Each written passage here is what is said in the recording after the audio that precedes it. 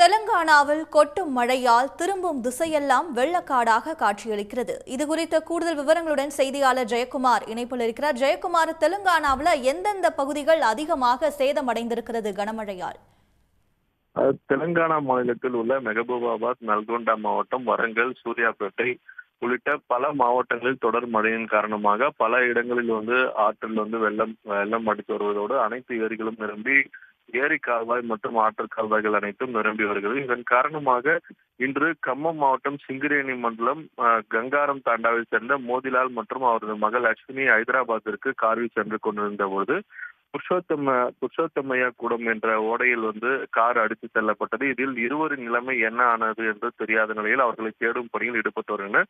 இவர்கள் காரில் செல்வதற்கு முன்பு கழுத்தளவிற்கு தண்ணீர் சேர்ந்திருப்பதாகவும் உறவினர்களுக்கு போன் செய்து தெரிவித்திருந்த நிலையில் இணைப்பில் இருக்கும்போது திடீரென போன் இணைப்பு துண்டிக்கப்பட்டதால் அவர்கள் இறந்திருக்கக்கூடும் என எதிர்பார்க்கப்படுகிறது.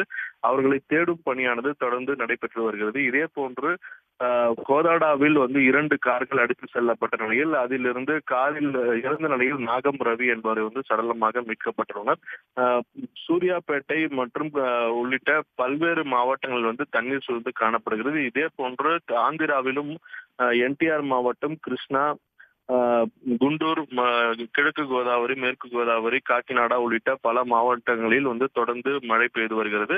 நேற்று ஒரே நாளில் விஜயவாடா நகரில் மட்டும் 20 ஆண்டுகளுக்கு பிறகு அதிக அளவில் மழை பெய்திருப்பதாகவும் இதன் காரணமாக விஜயவாடா நகரை சுற்றியுள்ள பகுதிகள் அனைத்தும் எங்கு பார்த்தாலும் வெள்ளக்காடாக காட்சியளிக்கிறது.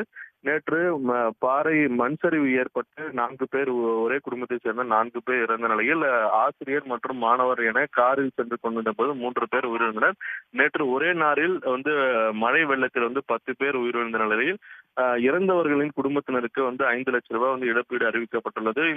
இன்று காலை முதல் விஜயவாடா நகரில் மழையின் அளவு சற்று குறைந்திருந்தாலும் அனைத்து பகுதிகளும் வெள்ளக்காடாக காட்சியளிப்பதால் அமைச்சர்கள் அனைவரும் மீட்பு பணியில் ஈடுபட்டு பாதிக்கப்பட்டவர்களுக்கு உரிய இழப்பீடுகளை வழங்குவதற்கு முதல்வர் சந்திரபாபு நாயுடு உத்தரவிட்டுள்ளார். அதன்படி அமைச்சர்கள் அந்தந்த பகுதியில் மீட்பு பணியில் ஈடுபட்டு வருவதோடு தேசிய பேரிடர் மற்றும் மாநில பேரிடர் மீட்பு பணியுடன் அந்த வெள்ளம் சூழ்ந்த பகுதியில் உள்ள பாதிக்கப்பட்ட மக்களை மீட்கும் பணியில் ஈடுபட்டு அவர்களுக்கு தேவையான உணவு உள்ளிட்ட பொருட்களை வழங்கும் பணி தொடர்ந்து நடைபெற்று வருகிறது.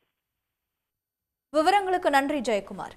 உடனுக்குடன் செய்திகளை தெரிந்து கொள்ள சன் நியூஸ் பெல் ஐகானை கிளிக் பண்ணுங்க.